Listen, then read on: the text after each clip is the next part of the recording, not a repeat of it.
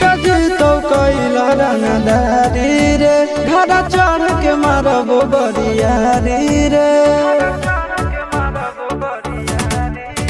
छुटा जी तो कैला रंगदारी रे घर चढ़ के मारबो बरियारी रे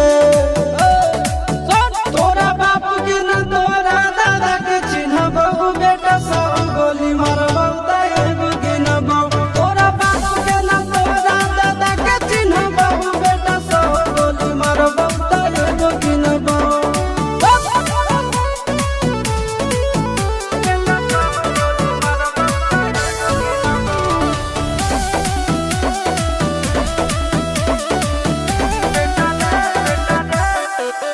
बेटा रे काटा से ठोक देबो चिमनी के भाठा में झोंक देबो देखबो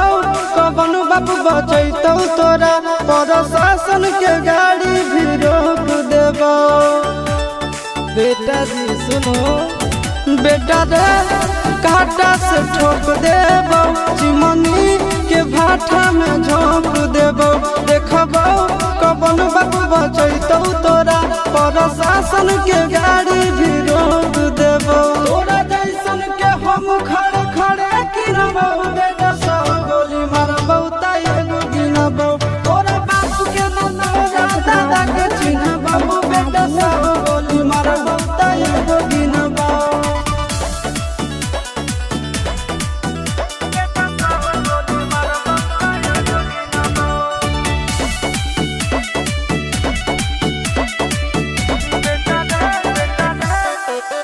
बेटा रे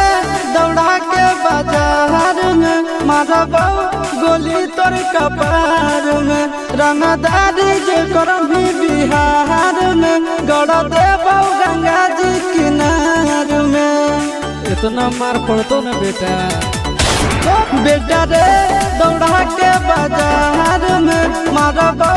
गोली तोर कपार में रंगदारी जे करभी बिहार में गड़ देबो गंगा जी किनार में कहो चिंटू आशीष के कारण सुनबो बेटा सब गोली मारबो एगो गिनबो तोरा बाप के न तोरा दादा के चिन्हबो बेटा सब गोली मारबो एगो गिनबो